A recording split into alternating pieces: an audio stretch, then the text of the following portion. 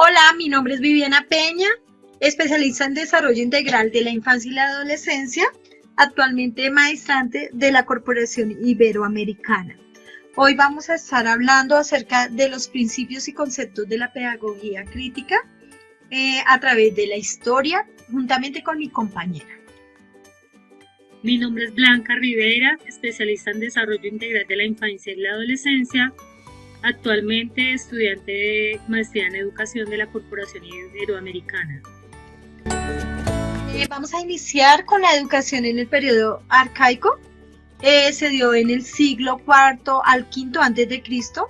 La educación tenía en este periodo un carácter aristocrático y militar, es decir, que estaba limitado para el sector noble y la población con recursos altos, y para aquellas personas que iban a ingresar a la política y a las fuerzas militares.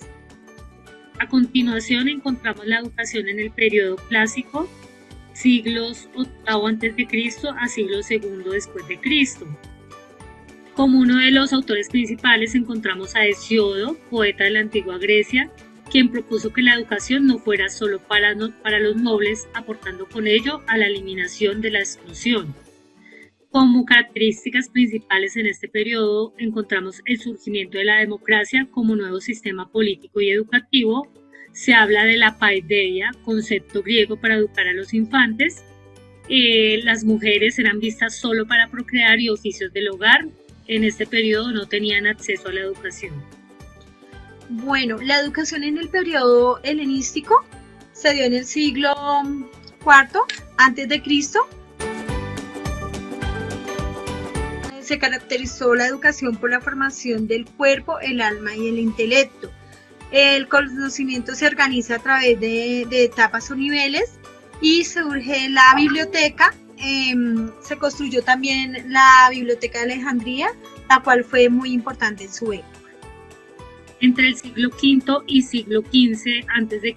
encontramos la educación en la Edad Media, la cual está centrada en el teocentrismo. Se habla de la paideia cristiana, en donde la persona se educa para trascender. En este periodo, la dialéctica es trascendental, ya que el alumno no se conforma con afirmar lo que dice el maestro, sino que cultiva la reflexión personal, genera preguntas, discusión y objeciones. El humanismo pedagógico se da en el siglo del XV al XVI.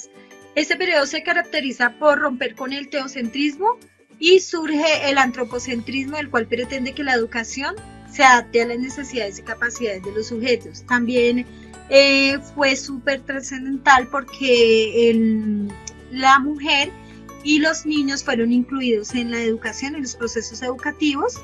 Además, se empezó a ver a la mujer y al niño como parte de la humanidad.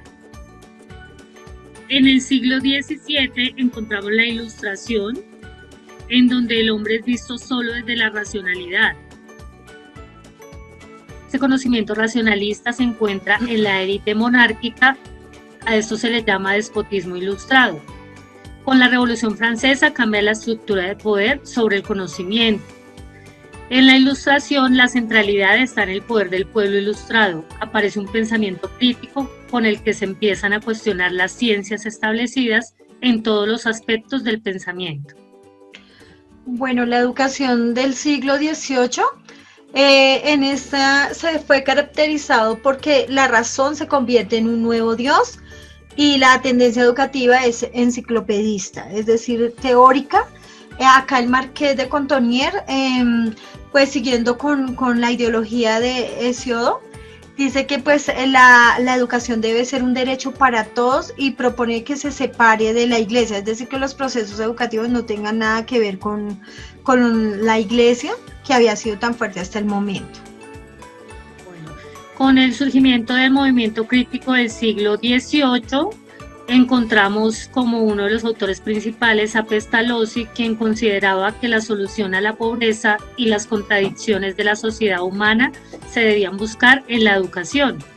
En este siglo, el maestro, más que implantar conocimientos, debe generar un desarrollo intelectual en los alumnos, colocando el carácter práctico como el centro de la educación.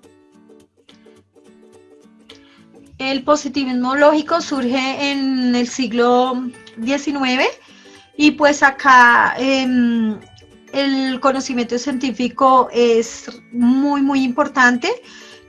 Y pues los autores Augusto Comte y John Stuart Mill sostienen que cualquier actividad filosófica o científica debe ser verificada por la experiencia. Entonces empieza a hablar de todo lo científico y la investigación a través de que las experiencias y de la educación en la práctica.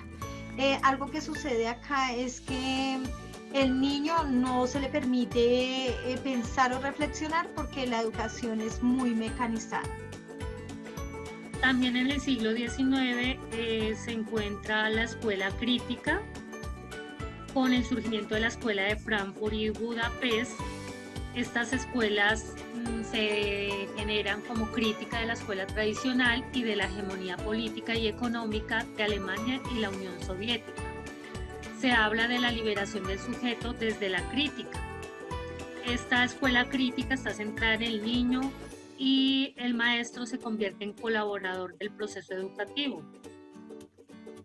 La escuela nueva de finales del siglo XIX es desarrollada por educadores conscientes de los problemas sociales y la necesidad de transformación. Acá se considera al niño un sujeto activo en los procesos de educación, pero se generan diferentes concepciones del ser humano, de la sociedad y de la educación. Bueno, a continuación encontramos las pedagogías críticas, en donde el maestro es un intelectual transformador. Se considera que el estudiante no debe llenarse con conocimientos del educador, sino que necesita aprender críticamente su realidad para así transformarla. Uno de los autores principales de la pedagogía crítica es Paulo Freire, con la pedagogía liberadora, la cual surge desde el análisis político y social de las condiciones de vida de los pueblos en América Latina que fueron conquistados, colonizados y marginados, y la cual busca la emancipación. Bueno, finalmente la pedagogía liberadora, la cual venía desde el siglo XX y coge gran auge en el siglo XXI, en el cual Paulo Freire dice que los procesos de concienciación de la condición social del individuo solo se obtiene a través del análisis crítico y reflexivo del mundo que lo rodea. Acá también con esta pedagogía se empieza a hablar de la inclusión, de la equidad y de la educación para todos. Y pues teniendo en cuenta que el maestro es un actor muy importante en los procesos de educación, se pretende que ellos sean los que lleven al estudiante a pensar, investigar y a ser críticos de todos los procesos formativos.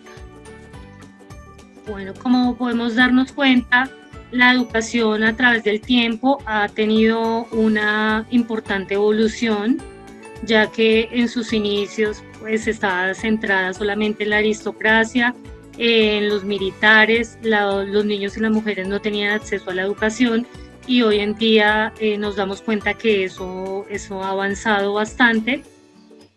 Consideramos como educadoras que es importante formar a los alumnos desde la pedagogía crítica, en donde se analice el contexto, se analice la realidad, donde el maestro no es el único que tiene el conocimiento y la verdad absoluta, sino que desde la dialéctica maestro-alumno se busca la transformación de la realidad.